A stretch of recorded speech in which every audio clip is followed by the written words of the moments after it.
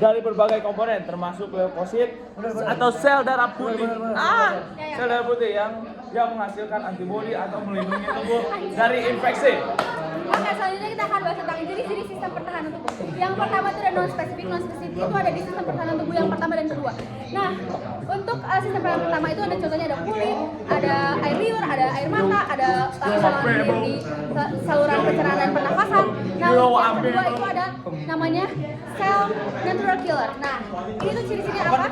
Ciri-ciri non-spesifik adalah yang pertama, dia tuh lebih cepat.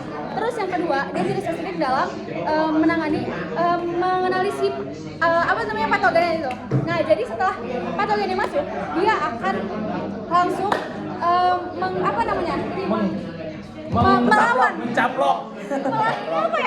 melawan patogen tersebut tanpa perlu mengenali si patogen tersebut itu apa. Nah, untuk yang kedua adalah spesifik. Spesifik itu adalah sistem kekebalan tubuh yang bekerja setelah patogen berhasil masuk ke sistem pertahanan tubuh non spesifik. Jadi kalau misalnya non spesifik tidak bisa menangani dari si patogen ini, dia akan masuk ke yang namanya spesifik. Sistem pertahanan tubuh spesifik itu contohnya adalah yang tadi ya, sistem pertahanan natural killer. Nah, itu dia bakal melawan virus-virus contohnya seperti sel kanker dan lain-lain. Nah, dia tuh jangka waktu kerjanya lebih lama karena dia akan mengenal dulu ini antigennya apa, dan dia akan mengenal juga ini patogennya apa. Oke, selanjutnya ada beberapa hal yang harus Anda ketahui. Oke, imunologi memiliki peran dalam mendeteksi penyakit dan mengobati penyakit. Imunologi memiliki peran penting dalam mendeteksi infeksi, kanker, dan gangguan imun lainnya. Membantu juga dalam pengembangan terapi yang menargetkan sistem kekebalan tubuh.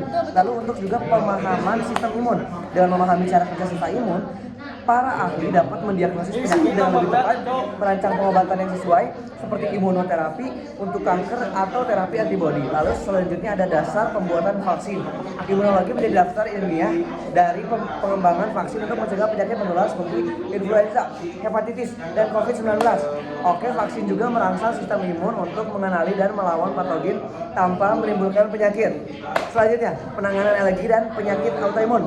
Dengan memahami respon imun berlebihan atau alergi atau keliru menyerang tubuh sendiri seperti autoimun, dapat dikembangkan terapi yang menekan atau mengatur sistem imun dengan cara tepat. Contohnya, terapi desensitisia untuk alergi dan imunosupresan untuk lupus rheumatoid arthritis. Oke, selanjutnya ada tes imunologi. Pengertiannya singkatnya adalah untuk prosedur diagnostik yang digunakan untuk mengidentifikasi infeksi, alergi, gangguan autoimun dan kekurangan imun, mengevaluasi fungsi dan reaksi pada tubuh. Lalu untuk contoh tesnya, tes antibodi, uji alergi, tes antibodi lagi, tes fungsi saluran. Oke, selanjutnya Pemicu penyakit autoimun Pemicu penyakit autoimun merupakan virus kebutuhan untuk memantau adanya zat asing dalam tubuh. Cara kerja bertemu dengan antigen dan Yang bener anjing. Baca yang bener. Jangan ngerep. Pemicu penyakit autoimun. Yang pertama kita punya makrofag dan neutrofil. Makrofag dan neutrofil ini bersirkulasi dalam darah untuk memantau adanya zat asing dalam tubuh. Cara kerjanya ketika bertemu dengan antigen asing atau bakteri, mereka mengepung dan merusak dengan molekul beracun. Jika molekul beracun diproduksi berlebihan, maka akan merusak tubuh. Contoh penyakitnya jika terjadi di pembuluh darah, granulomatosis Wagner. Jika terjadi di sendi, artritis reumatoid. Nah, sekarang kita lanjut ke yang bagian 2. Bagian 2 nih guys. Sel T menghasilkan sitokin dan kemokin. Jika kelebihan dapat menyebabkan rongga sendi yang diserbu sel rusak karena diserang oleh makrofag, neutrofil, dan sel T dari sistem kekebalan tubuh. Udah? Kalau mau dicium jadinya. Udah?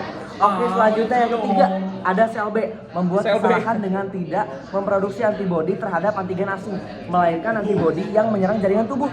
Contohnya ada miasthenia gravis, yaitu mengalami kelemahan otot karena autoantibodi menyerang saraf yang